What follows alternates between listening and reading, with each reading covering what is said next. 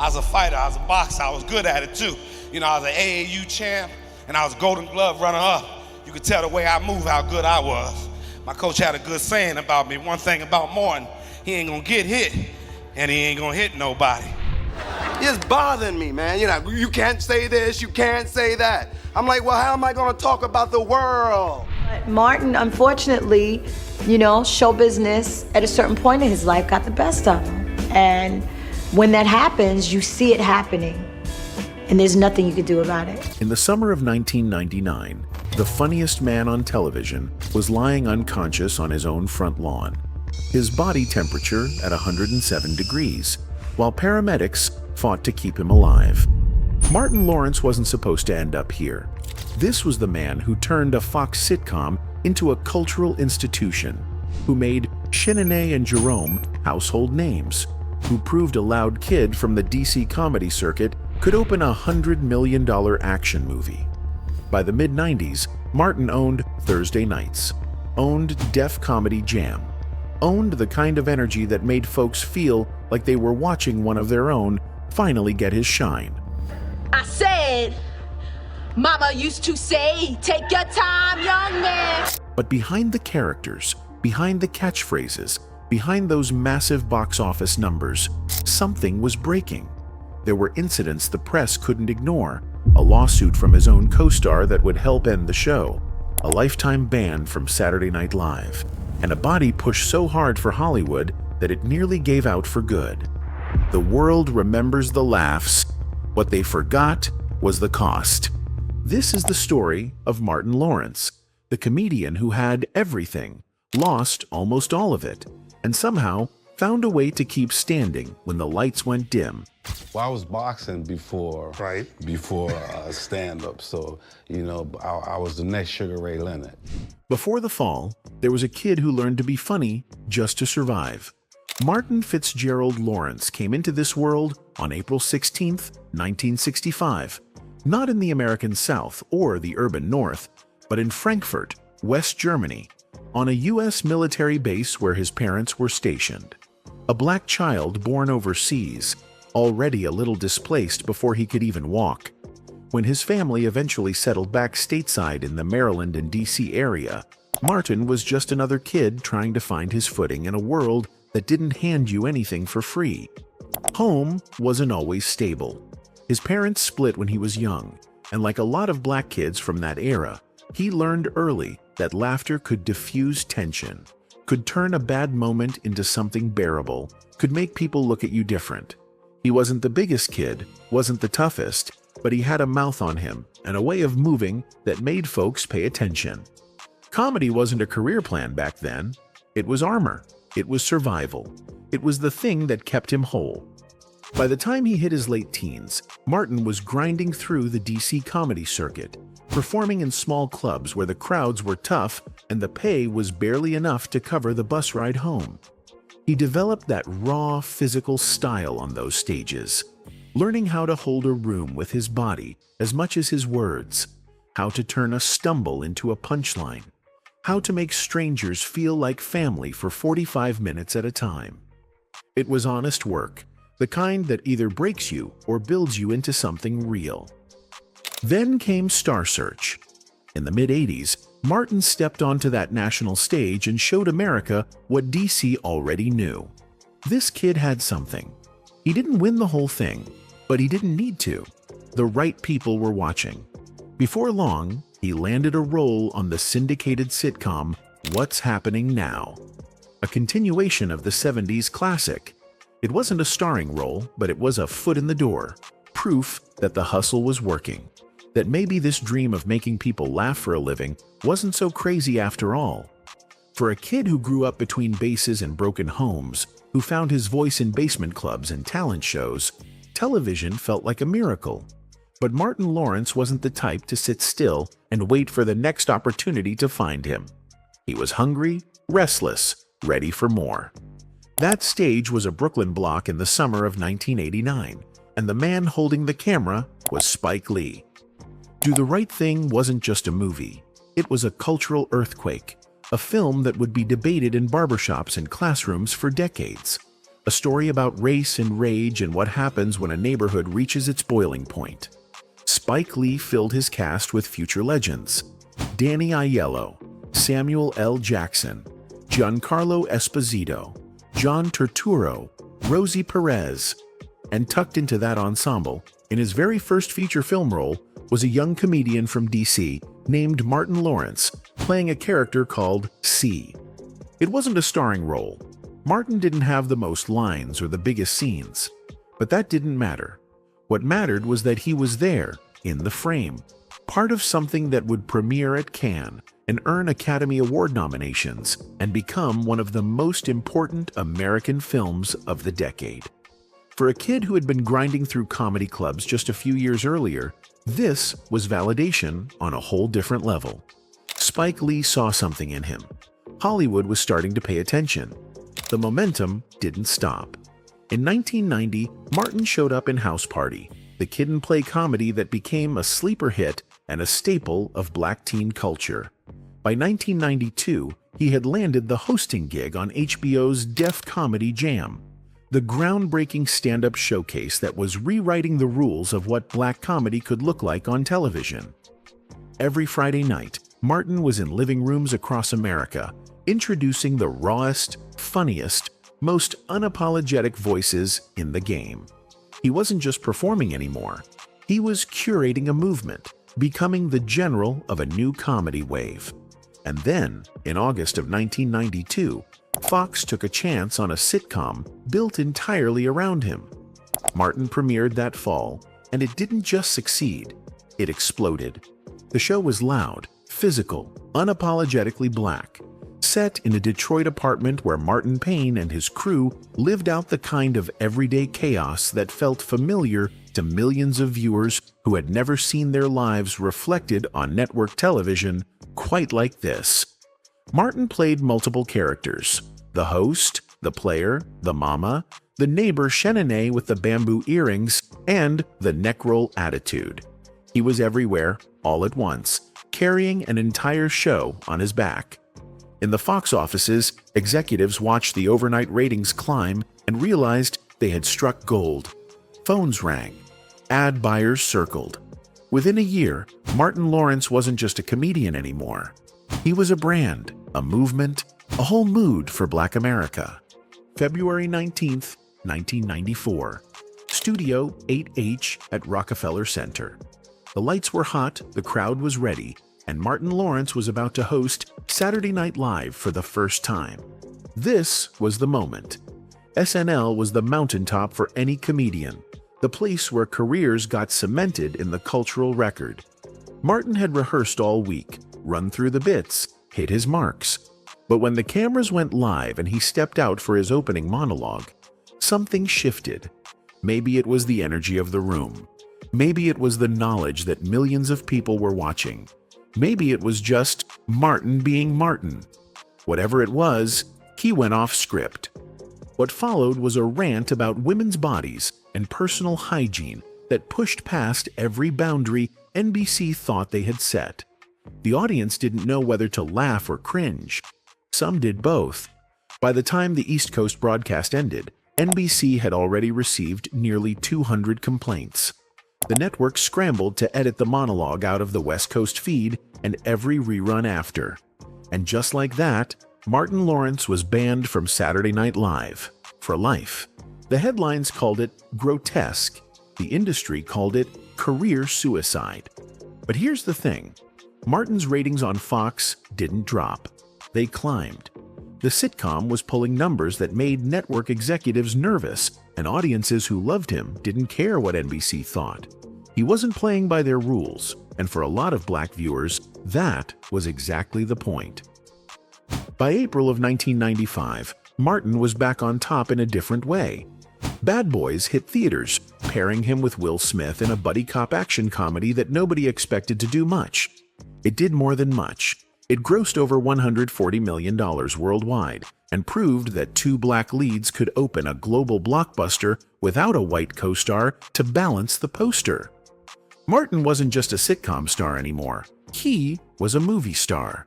The money followed. His salary climbed past $10 million a picture. He stretched into writing and directing with a thin line between love and hate, trying to prove he could do more than make people laugh. Magazine covers, talk show appearances, endorsement deals poured in. From the outside, Martin Lawrence had everything a man could want. But success at that speed has a weight to it. The pressure to stay on top, to keep delivering, to be the funniest person in every room while also being a leading man, a brand, a business. The cracks were already forming, even if the cameras couldn't see them yet. It was a Tuesday afternoon in Sherman Oaks, May 1996, and the California sun was bearing down hard on Ventura Boulevard when drivers started slamming on their brakes. In the middle of the intersection stood Martin Lawrence. Not Martin Payne from the sitcom, not the action star from Bad Boys. Just Martin, drenched in sweat, eyes wild, pacing between stopped cars with a loaded gun in his pocket. Witnesses later said he was shouting, "Fight the power," yelling at strangers about conspiracies and systems and things that didn't make sense to anyone watching. Police arrived, moved in cautiously, not sure if this was some kind of stunt or something far worse. It took several officers to subdue him. By the time they got him to the hospital for psychiatric evaluation, the story was already spreading. This wasn't a joke. This wasn't a bit.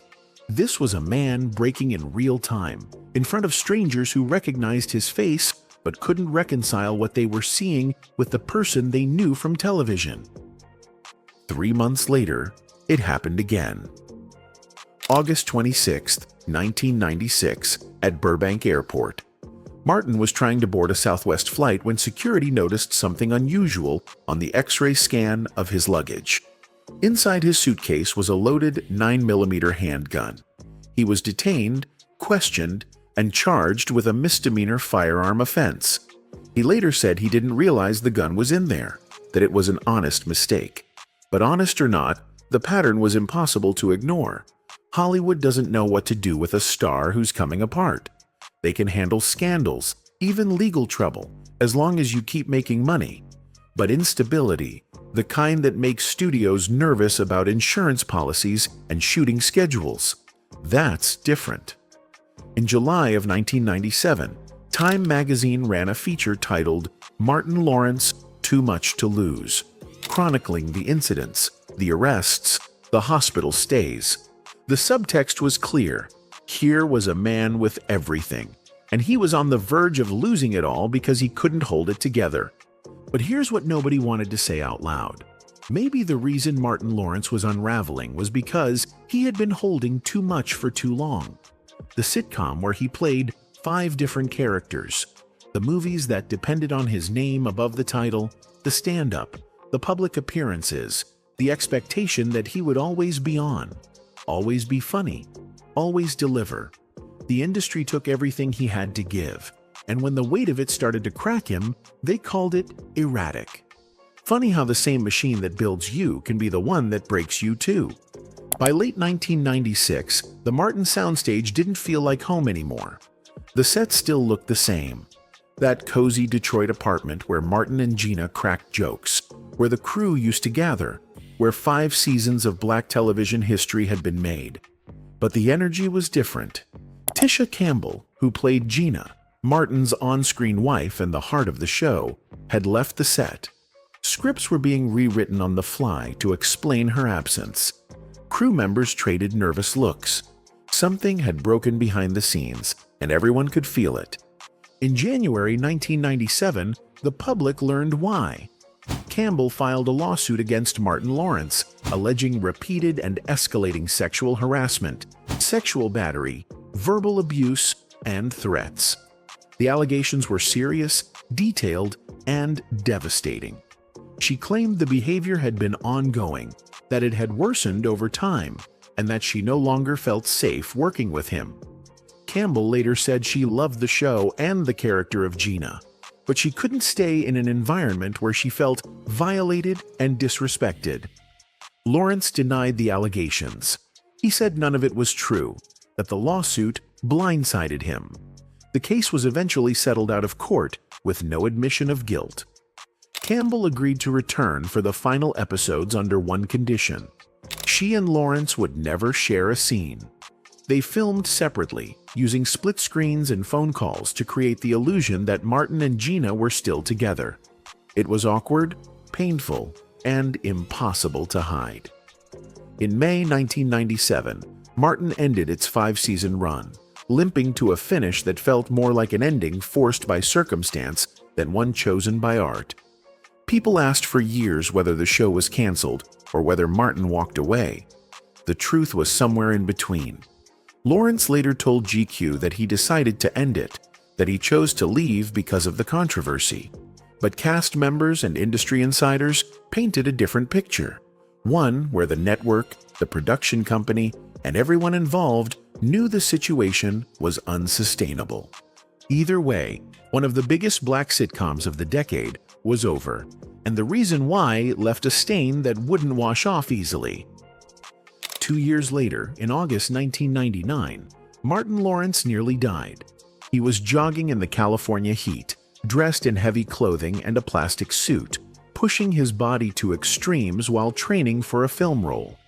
The temperature outside was close to 100 degrees. Neighbors saw him running, dripping with sweat, looking disoriented. Then they saw him collapse on his own front lawn, moaning, struggling to breathe. Paramedics arrived to find his body temperature at 107 degrees. They rushed him to the hospital, where doctors fought for 3 days to keep him alive as he lay in a coma, his organs on the edge of failure. When Martin Lawrence finally opened his eyes 3 days later, the doctors told him he was lucky to be alive.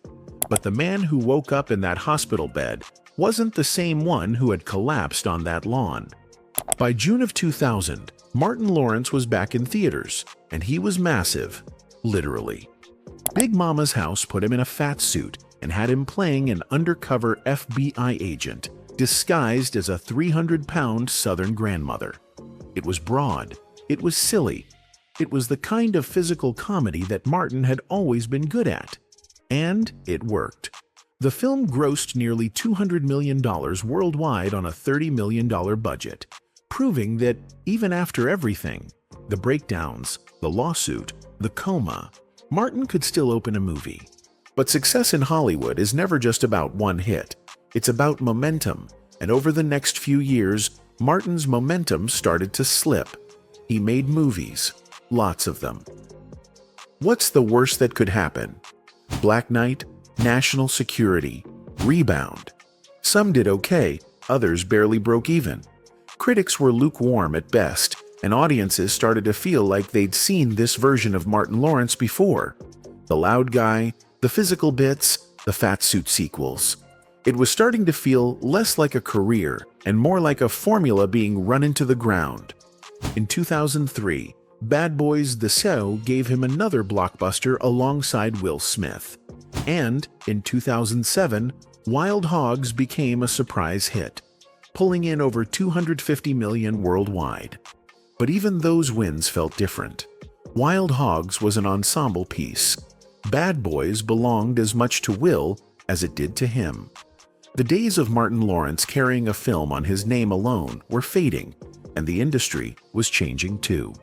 Studios wanted franchises, sequels, superhero universes. Mid-budget star comedies, the kind Martin had built his career on, were being pushed aside. By 2011, when Big Mama's, like father, like son limped into theaters, the fatigue was undeniable. The box office was fine, but the critics and audiences were done. Martin stepped back. He focused on family, on his kids, on figuring out what the next chapter of his life looked like when Hollywood wasn't knocking down his door anymore. It wasn't retirement. It was recalibration. A man learning how to exist in a different kind of silence. Learning that sometimes you have to walk away before the game takes everything you've got left. Bad Boys for Life dropped in January 2020, and it wasn't just a sequel. It was a resurrection. Martin and Will Smith were back on screen together after 17 years, older and grayer, but still carrying that chemistry that made the original films work. The movie was a massive hit, pulling in over $100 million in its first 4 days and eventually becoming one of the highest-grossing films of the year. For a generation of younger viewers who only knew Martin from memes and reruns, this was their introduction to him as a living, working artist. For the fans who had been there since the beginning, it felt like vindication. That same year, something even more personal happened. The cast of Martin reunited for a special, bringing together the crew that had defined so much of 90s black television. And there, sitting across from each other after decades of distance and pain, were Martin Lawrence and Tisha Campbell. They talked, they laughed, they acknowledged what had happened without pretending it hadn't. Campbell later said in interviews that they had all healed, that forgiveness was real, and that the love for what they created together was bigger than the hurt. It wasn't perfect, but it was progress. Martin hit the road again too, launching stand-up tours that proved he could still command an arena with nothing but a microphone and his body. The Lit AF tour and the later Y'all Know What It Is tour took him to nearly 40 cities, reminding folks that before the sitcom and the movies, he was a comic who could hold a room. But the comeback wasn't without complications. In June 2024, when Bad Boys Ride or Die premiered in Los Angeles, a clip went viral. Martin was leaning on Will Smith at the red carpet, moving slowly, looking older and softer than people remembered. Social media lit up with concern, speculation, worry. Was he sick? Was he okay? The whispers got loud enough that Martin had to address them directly.